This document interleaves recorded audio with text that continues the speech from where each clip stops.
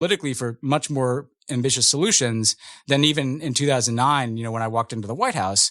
And if you look around the world, there are more movements taking place, in different places, Hong Kong, Belarus, but also, Black Lives Matter. You see movements against inequality in places like Chile and Colombia.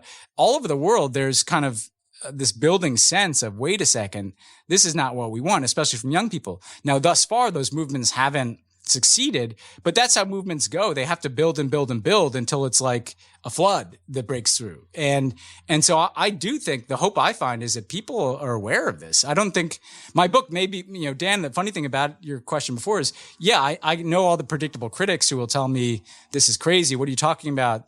This is totally recognizable to young people everywhere. Like an ordinary young person in Hungary would look at my book and be like, yeah, that's what's going on. Even if some people on the right in this country be like, what is he talking about? He's apologizing for America. Yeah. Let me ask you this then, picking up on that point, because was it totally recognizable to you when you were in government for 8 years and when you were advising Obama and writing his speeches? Because one of the sort of interesting themes of your book is, and I think there's a line in there where you say, this was the story we told ourselves. And a lot of it is about the narratives that we cling to for all sorts of needs. The need to maintain these myths about we're the heroes, the others are the villains, or because these narratives make it easier to avoid dealing with the huge structural challenges out there in the world. And your boss was a masterful storyteller, and he rose to the presidency in part on his ability to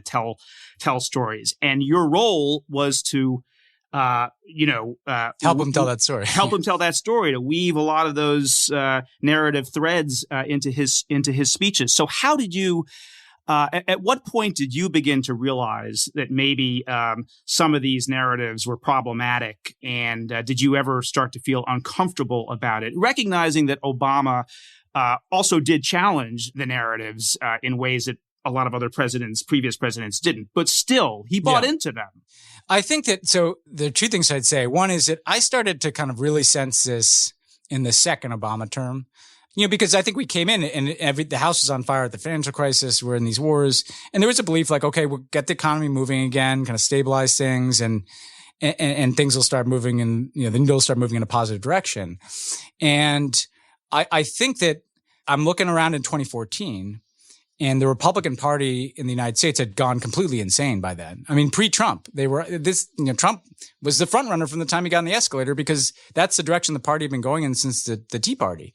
And as I kind of experienced in the book, part of it is, again, the financial crisis was a much more dislocating event for people, not just economically, but I think psychologically it was like, this system is broken. We're getting screwed. And they didn't, disaggregate between left and right. It was just like, whatever the established model is broken. And so therefore I'm going to be open to the kinds of appeals that maybe I wouldn't have been open to in the past. And the simplest appeal is a nationalist appeal. But by 2014, Putin is, invading Ukraine. ISIS is kind of speaking to kind of the nihilism produced by this, the combination of the war on terror and obviously the ideology of people who subscribe to very radical views of what Islam should be. You got ISIS, you got Putin. Xi Jinping has come in. He's a much more assertive character as a Chinese leader than the previous Chinese leadership. So there was this kind of sense I had of there's a reactionary, there's a commonality, a common thread between Putin and Xi and, the Republican Party that was very familiar to me even before Trump.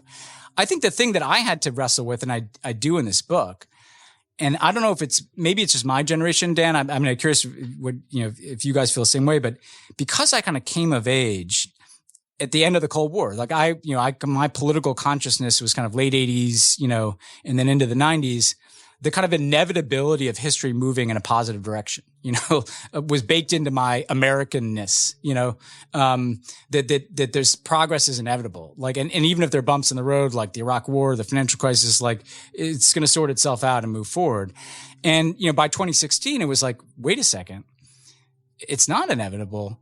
That made me, I had to question everything at that point because something about being American made me think that was inevitable when I end up at the end of the book is America's actually not about the inevitability of it. America's about the contest. And there are two stories. And you talk about the story. Like Obama and Trump kind of are perfect representatives of two opposing stories of what America is that have always been there. The kind of progressive story and the kind of more reactionary one. You know, you have a Declaration of Independence that says all men are created equal, written by a guy who owned slaves. You know, like this has been there forever, you know? And so that's how I changed that this, none of this is inevitable. Each cycle produces a version of the same contest. Okay, I have two questions about incidents in your past that you write about in the book. And the first one is the most surprising thing I found in the book on page 261.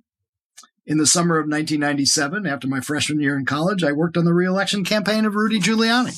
Yeah, I sure did. Tell us about that, and looking back on that today, how you feel about it. Well, I mean, like, you know, Giuliani. I mean, even when I look back now, I mean, in '97, I was like 19, 20 years old, and you know, I was kind of a contrarian.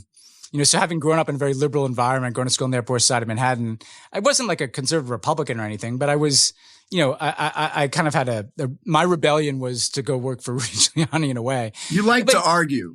Yeah, you know, you've seen that with me. Although I think I kind of settled in a certain. See that a lot politics on this show among us, but go ahead. Yeah. Yeah. But he was, you know, look, he always had these kind of alarming kind of anti-democratic trends that I can see looking back, you know, but he was a competent guy. I mean, you know, nobody was mounting arguments in 1997 that Rudy Giuliani was incompetent.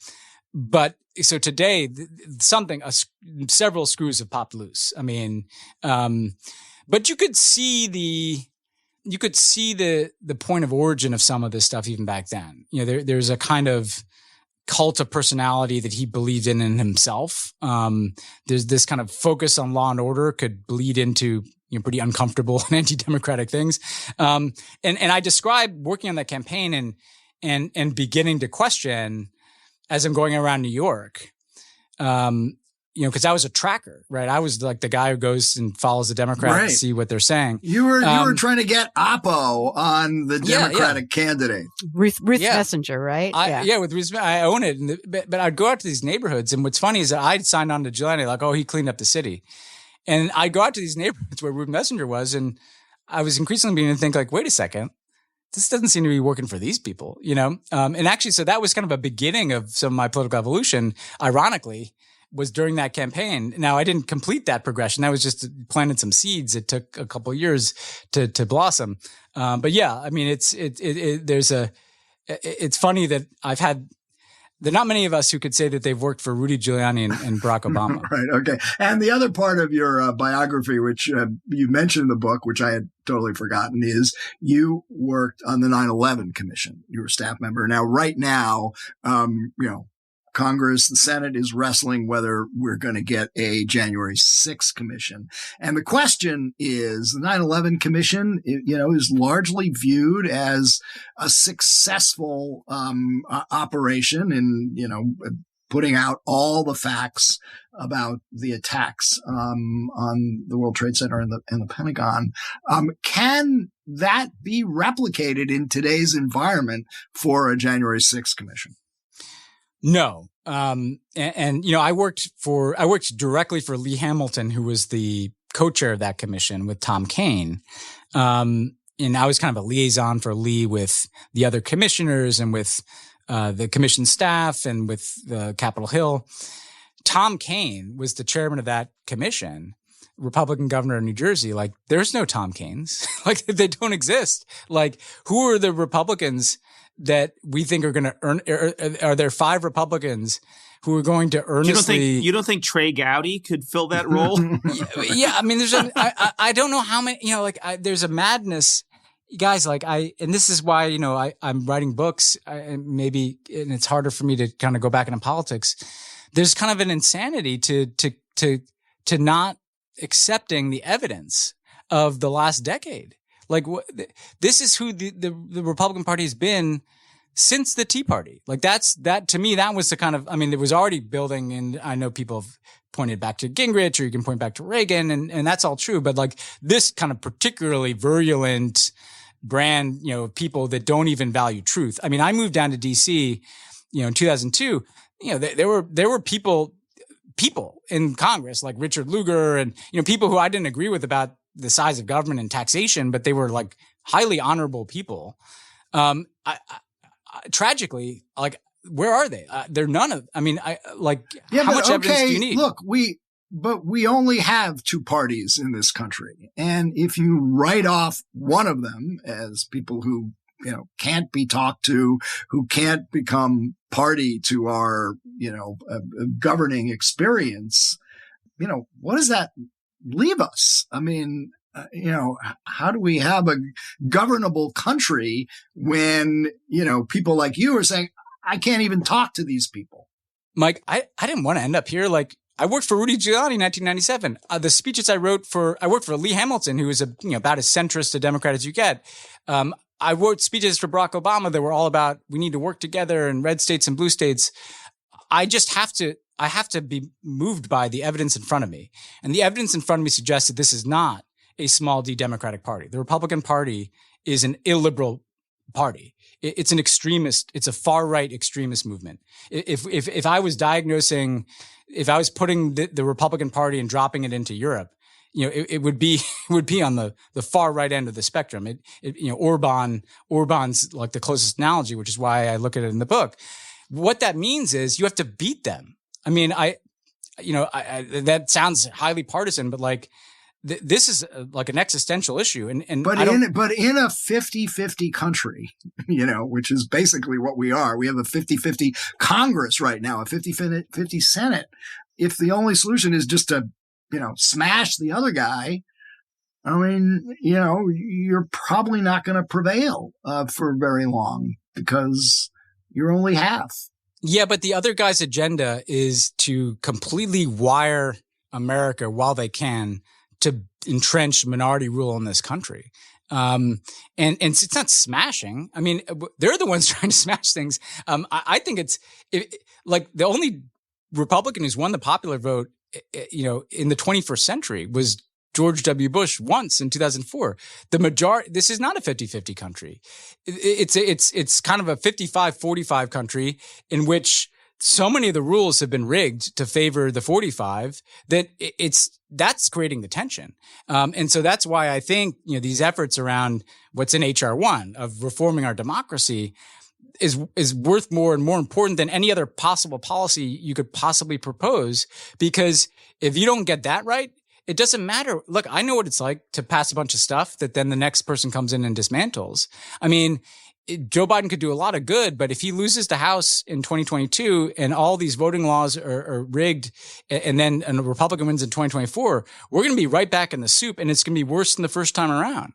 And I don't think we're taking that seriously enough in this country. Like we dodged some bullet. Trump was nuts in January 6th. Whoa, close call. Like they got knocked off the horse in the election. They got right back on. The Republican Party doesn't seem to think that there's something wrong with January 6th, because if your whole party's like the litmus test for being a member of the Republican Party is accepting the premise that drove people to try to overthrow the government at the United States Capitol and set up guillotines on the lawn. Like we talk about Orban like he's some sketchy character, which he is. He has not done anything like that. This has gone so far here, and we just don't seem to have the kind of language to describe it. Do you think that the Democratic Party, that President Biden and that the leaders in the Democratic Senate share your sense of urgency about this issue? I think so. I mean, I think that they're kind of looking at what is politically possible with, because of Joe Manchin and things like that. And saying like, well, we probably can't do a bunch of this stuff. So what we can do is just spend, just do gigantic domestic policies that will insulate us from an electoral backlash and just kind of we can keep trying until we, win enough elections that we can do the reform of democracy. I hope they're right. in that calculation. And I fear that might not work, because if you look at redistricting, we already lost the House in 2022. We're going to have to actually win it back based on the projections on how these districts are going to be drawn. But I think that to be fair too, as someone who's there, like, I wouldn't put